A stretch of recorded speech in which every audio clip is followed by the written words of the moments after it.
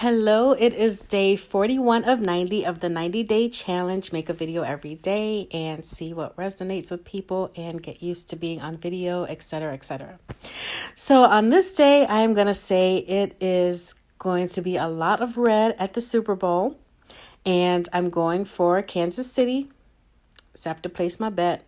Hopefully they can pull it out. It'll be a great historic moment for Andy Reid and the organization. And I've been a semi-fan of Andy Reid for a while, so it'd be nice to see him win. I don't really know much or care much about San Francisco, so I'm going to put my money on Kansas City. So got that out the way. Although I will say Tennessee was quite impressive. They almost had me rooting for them for a minute.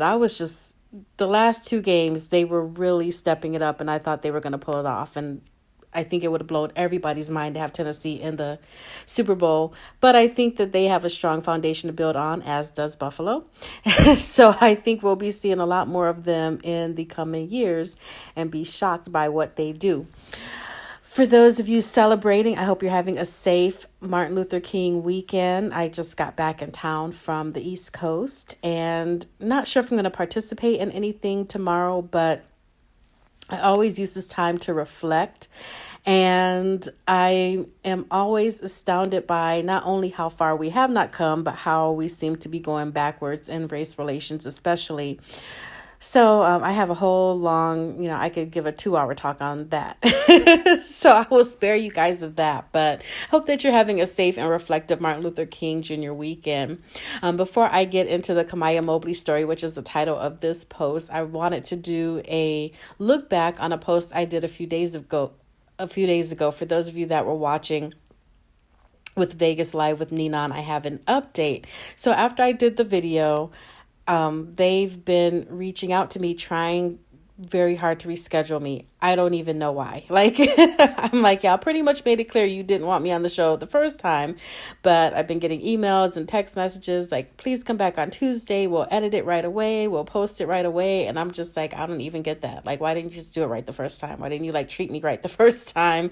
And none of this would have happened, because I'm still not believing that it was just some camera glitch on my show and nobody else's taping, when we were all essentially taped literally back to back. It just makes no sense. But anyway, you can give me your thoughts on that. What would you do? Would you, second time around be like, okay, let me give them another chance and see what's going to happen, or just let it go? I'm pretty much in the mind frame of let it go, because, I think at this point my displeasure would show through anyway. I certainly wouldn't be as optimistic and bubbly the second time around.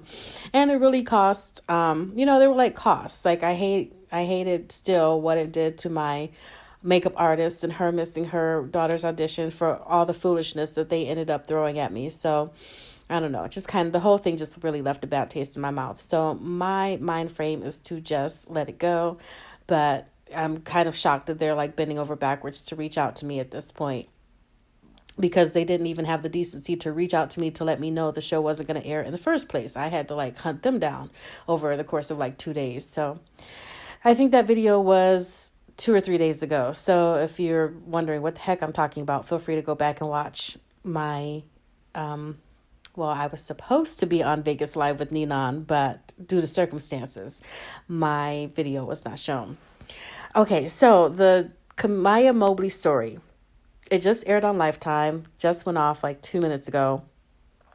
I didn't get to see the whole video. I saw the second half when she was already in jail and they were going through the plea bargain and the victim impact statements and all of those things, and then they went through the sentencing. So I missed the first half of Kamiyah's life. Well, I missed all of Kamiyah's life, but I missed the kidnapping and all of that. But the story had been in the news so much that I know a lot of the story anyway. So it was interesting to see this movie that Lifetime did. From what I saw, the second half of it, it looked really good, and I'm sure, being Lifetime, they will replay it again, because that's what Lifetime does. They're almost like BET in that fashion. So I can catch it again. And it was a good cast from what I could see. I believe the woman that played Kamiyah's birth mother is the woman who plays Cookie's assistant on Empire. It's been a minute since I've seen the show, but I'm pretty sure that was the woman that plays Portia. And then Niecy Nash, we all pretty much know Niecy Nash, give your husband a blowjob every day and you'll have a happy husband for life, and she just got divorced. That Niecy Nash. I'm like, maybe hers weren't up to par. I don't know, but she recently got divorced. So maybe her own advice didn't work, or maybe she slipped up on her own advice and she missed a couple days. I don't know. But anyway, so we're talking about Kamiyah Mobley. And it's about the the little girl that got abducted from her hospital room when she was like hours old. Like her mom was 16 years old, young mom, tired. This woman waltzes in, takes her, drives her up 95, and she takes her from Jacksonville, settles in like South Carolina or something like that, and raises her as her own, changes her name, and raises her for 18 years until Kamiyah, who became Alexis, went to get a job and couldn't get a job, and I think found herself in a Google search or something and realized that she'd been kidnapped. Or her mom realized, okay, she's going to start asking questions because she's trying to get a job or whatever. And then she told her that she'd been kidnapped, and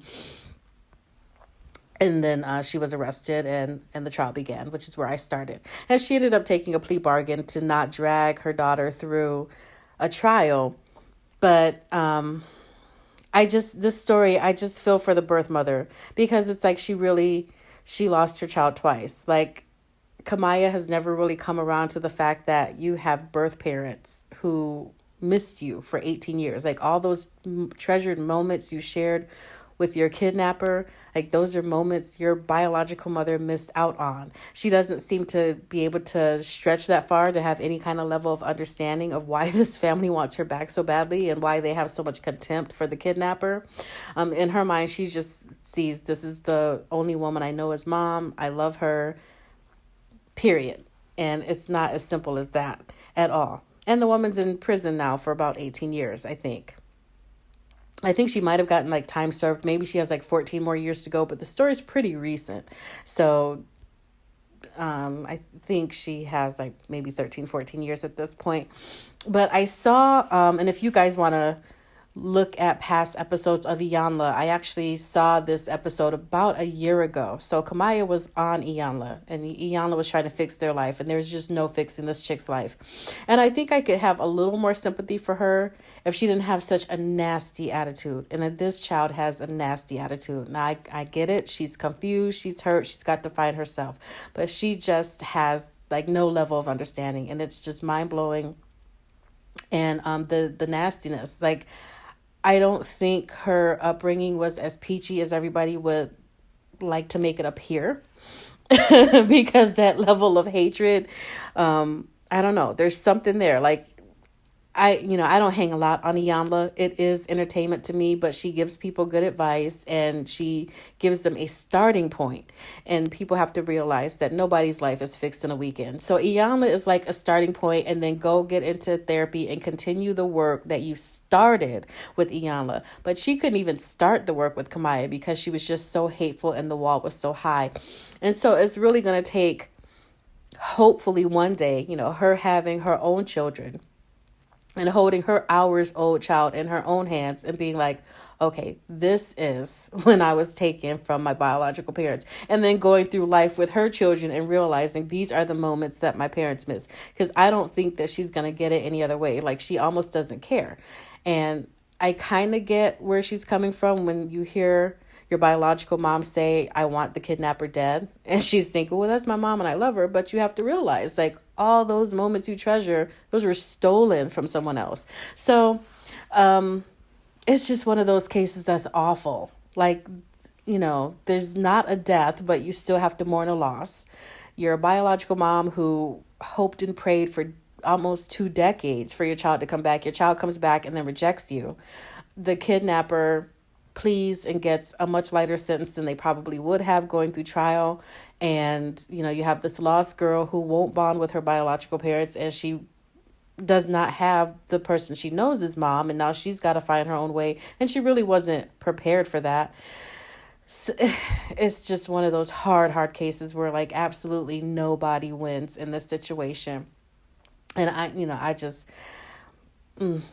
probably would have killed somebody in this situation. Like, I don't know. you couldn't put, like, if I was the biological mom, you couldn't put me anywhere near the kidnapper because, like, if I walk away from the situation and I still don't have my biological child because you brainwashed her so hard, or she's like so in love with you that she can't even understand my position, I think I would lose it. So kudos to the bio mom for trying her best to keep her composure. But she's been in interviews. She's been, I think she was on Iyanla too for a time. I can't remember who all. I know she does kind of mend with her biological father, but he's been able to bend a little more than the bio mom.